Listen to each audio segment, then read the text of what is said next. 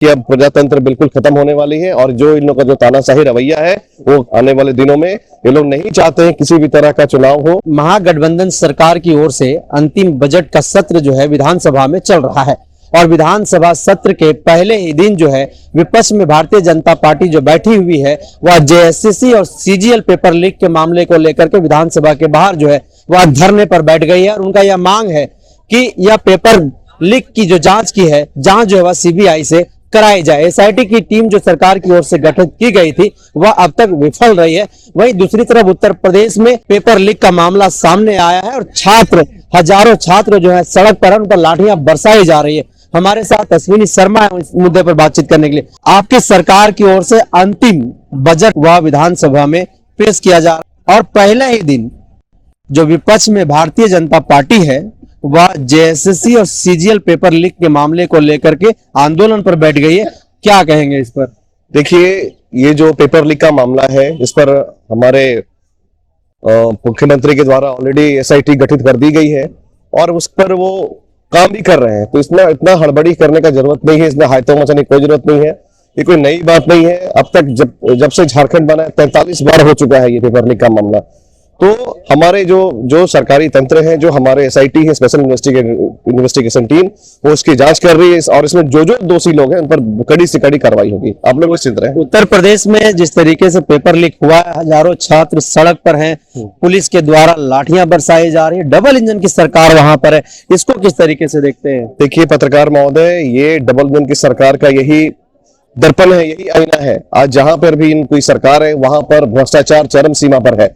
आज आप देखिएगा लूट खसोट का इन लोगों ने पूरा अड्डा बना के रखा है, चाहे वो यूपी हो, चाहे और भी जितने भी भाजपा शासित प्रदेश है वहां पर देखिए। लेकिन चूंकि डबल इंजन की सरकार है, कोई बोलने वाला नहीं है। विपक्षी पार्टियां जो बोलती हैं, जो विपक्ष में रहते हैं, यदि आवाज उठाती है इस मुद्दों को लेकर तो उनको दबा देने का काम करता है। उसका सीधा उदाहरण आप देखिए झारखंड में हम लोगों के साथ जो किया गया। आज इतनी अच्छी तरीके से हम लोगों के यहाँ पे झारखंड का विकास हो रहा था, जो 14 वर्षों तक कुछ नहीं हो पाया, 19 वर्षों तक कुछ भी नहीं हो पाया। और जब हमारे मुखिया ने जब पदभार संभाला और जब योजनाओं का जो अंबार लगाया, उससे घबराकर इन लोगों ने आज हमारे मुखिया को दबाने का काम किया है, जिसके फलस्वरूप आज हमारे जो मुखिया है सीजीएल के सलाखों के पीछे है।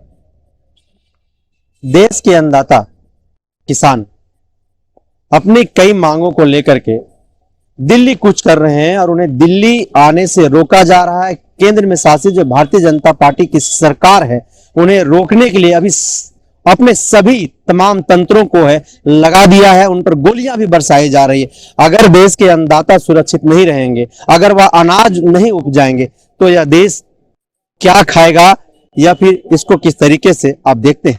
देखिए पत्रकार महोदय, ये हम लोग का दुर्भाग्य है।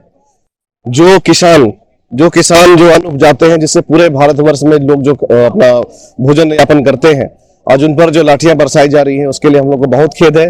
और मैं ये आपको बताना चाहता हूं कि एमएसपी होना ही चाहिए, जो मिनिमम सेल प्राइस है। आज देखिए पहले भी था, लेकिन उन्होंने अपने अडानी वगैरह को फायदा पहुंचाने के लिए, आपको मैं बताना चाहता हूं कटिहार में लोगों ने करीब 30,000 स्क्वायर फीट का ऐसा कितने गोडाउन लोगों ने बनाया है भंडारण करने के लिए। तो कहीं ना कहीं ये इनकी चाल है और किसानों से जो इन लोगों ने परचेज का जो एमएसपी का लोग चाहते हैं करने के लिए, किसान भाई इनका ये लोग विरोध करते हैं।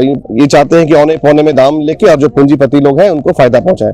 तो ये कहीं ना कहीं ये बिल्कुल ही गलत चीज है और हम लोग इसका विरोध करते हैं। किसानों के जो उपजाते हैं उनको उचित उनको मुआवजा मिलना ही चाहिए, मुआवजा मिलना चाहिए। जो आदिवासियों की आवाज को बुलंद करेगा, जो दलितों की आवाज को बुलंद करेगा, शोषितों की आवाज को बुलंद करेगा, जो किसानों की आवाजों को रखेगा, उनकी बातों को रखेगा, उनकी ट्विटर अकाउंट को डिलीट करवा दिया जाएगा, उनके ट्विटर अकाउंट को हैक करवा दिया जाएगा।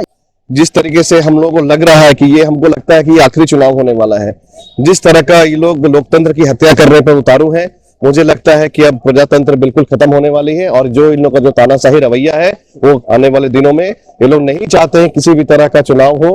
और जो हमारे जो जनता से चुनकर जो आते हैं सरकार, उसके विरोध में ये लोग चाहते हैं कि यहाँ पे राजतंत्र हो और सिर्फ तानाशाही हो मोदी और अमित शाह जी का। तो हम लोग पूरा इसका विरोध करते हैं और हम लोग हमेशा किसान भाइयों के साथ में है और उन लोगों के साथ में है जहां पर इन लोगों को दबाया जाता है, जिसके खिलाफ में भारतीय जनता पार्टी हमेशा मुखर होकर के सड़क से लेकर सदन तक आंदोलन करने का काम किया, भ्रष्टाचार का आरोप लगाया। आज वही राजनीतिक पार्टी के नेता, वही सांसद, वही विधायक भाजपा का दामन थाम रहे हैं, तो क्या यह विश्वास जताया जा सकता है कि उन लोगों के ऊपर भी ईडी का गाज गिरेगा, सीबीआई जांच करेगी? बिल्कुल नहीं हो सकता ये। देखिए, हमारा जो भारतीय जनता पार्टी है वो बोरो टीम की टीम है, वो बोरो प्लेयर की टीम है। और वहां पे आप देखेंगे जितने भी जिसके लिए इन लोगों ने उन पर हमेशा उंगली उठाते हैं कि ये भ्रष्टाचारी है, ये चोर है, ये बेईमान है, इन लोगों ने इतना घोटाला किया, और जब वो आ जाते हैं भारतीय जनता पार्टी में तो वॉशिंग मशीन में धुलकर वो एकदम साफ सुथरा हो जाते हैं। उसका एक नहीं अनेकों उदाहरण है। झारखंड में ही देखिएगा कितने लोग भ्रष्टाचारी लोग हैं जो जेल तक खट चुके हैं। देखिए, सामने में डुल्लू महतो हुए, चाहे भानु प्रताप शाही हुए, आज वो जब भारतीय जनता पार्टी में आ गए तो वो बिल्कुल नीट एंड क्लीन हो गए। और देखिए आज वो बड़ी बड़ी बातें करते हैं और हमारे मुखिया के ऊपर उंगली उठाते हैं। तो ये हम लोग का दुर्भाग्य है कि ऐसे लोग, तो हम लोग जो आवाज उठाने की कोशिश करते हैं तो इन लोग पूरे जो भी सरकारी तंत्र है उसका दुरुपयोग करके आज हम लोग को दबाने का काम करते हैं। लेकिन ये काम होने वाला नहीं है, जनता सब देख रही है।